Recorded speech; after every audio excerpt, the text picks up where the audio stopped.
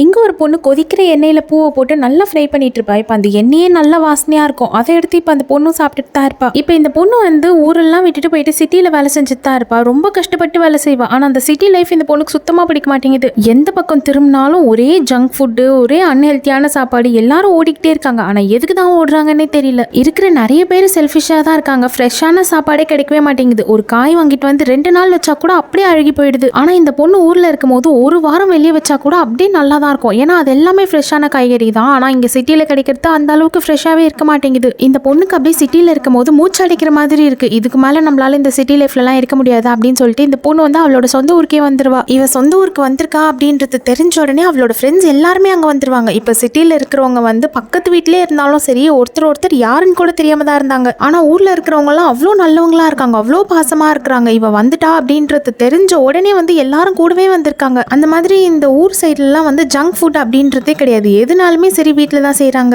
ரொம்ப சந்தோஷமா அவங்க கிட்ட கிடைக்கிற சாப்பாடு சாப்பிட்டுக்கிட்டு இந்த சோஷியல் மீடியா, ஃபோனு, இன்டர்நெட் இதெல்லாம் இல்லாமல் ரொம்ப சந்தோஷமா நிம்மதியாக வாழ்றாங்க. காலையில் ஆயிடுச்சுனாலே போதும் இந்த பொண்ணு வந்து அப்படியே சைக்கிள் எடுத்துக்கிட்டு ஊர் சுத்த கிளம்பிடுறா. இன்னைக்கு என்ன செடி வளர்ந்துருக்கு, என்ன பூ வளர்ந்துருக்கு, என்ன வெஜிடபிள் வளர்ந்துருக்கு அப்படின்றத போய் பார்த்துக்கிட்டு அப்படியே பறிச்சுக்கிட்டும் வருவா. எல்லா இடத்துலையும் வெறும் சுத்தமான காற்று மட்டும்தான் இருக்கு. எங்கேயுமே இந்த பொல்யூஷனே கிடையாது. ஆனால் சிட்டி லைஃபை இந்த பொண்ணால இமேஜின் கூட பண்ணி பார்க்க முடியல. எந்த பக்கம் திரும்பினாலும் ஒரே ஜங்க் ஃபுட்டாக இருக்கு. மரங்க செடிங்களெல்லாம் பார்க்கறதே ரொம்ப அபூர்வமாயிடுச்சு. சுத்தமான காத்து கிடைக்கிறதே ரொம்ப கஷ்டமா இருக்கு. சின்ன வயசுலயே இப்ப இந்த பொண்ணோட அம்மாவும் விட்டுட்டு போயிட்டாங்களா, அதனால இப்ப இவளை பாத்துக்கிறதுக்கும் பெருசா ஆள் கிடையாது. வெறும் ஃப்ரெண்ட்ஸ் மட்டும் தான் இருக்காங்க. ஆனா இந்த பொண்ணுக்கு எப்படியாச்சும் நம்ம சாதிச்சிடணும், மேல வந்துடணும் அப்படின்ற ஆசை மட்டும் இருக்கு. நல்ல வேலை செய்யணும், நல்லா சம்பாதிக்கணும் அப்படின்ற ஆசையும் இருக்கு. ஆனா ஊரை விட்டுட்டு போறதுக்கும் மனசே இல்ல. அப்பதான் இந்த பொண்ணு பண்ற தப்பியா அவ புரிஞ்சுக்கிட்டு இருந்திருப்பா. என்ன அப்படின்னா, இப்ப நம்ம ஒரு இடத்துக்கு போறோம் அப்படின்னா அங்க போயிட்டு ஒர்க் பண்ணிட்டு நம்மளோட வீட்டுக்கு வரதான் போறோம். ஒர்க் பண்ற இடம் நம்மளோட வீடாக போறது கிடையாது. அதே மாதிரி தான் இப்ப நம்மளோட சொந்த ஊருன்றது நம்ம ஊர் தான். நம்ம சிட்டிக்கு போறது வேலை செய்யறதுக்காக. வேலையை முடிச்சுட்டு நம்மளோட தேவையெல்லாம் நம்ம வந்து பூர்த்தி பண்ணிக்கிட்டு கடைசியில் நம்மளோட வீடான சொந்த ஊருக்கு வரதான் போறோம். ஆனா ஊரையே நினைச்சுக்கிட்டு இங்க சிட்டி வாழ்க்கையை வேஸ்ட் பண்ணக்கூடாது. அதனால இங்க இருக்கிற வரைக்கும் நம்ம சந்தோஷமா இருக்கலாம். கடைசியில வந்து நம்ம அங்கதான் போறோம், அதையும் நினைச்சிட்டு இருக்க கூடாது அப்படின்றதையும் இந்த பொண்ணு புரிஞ்சுப்பா.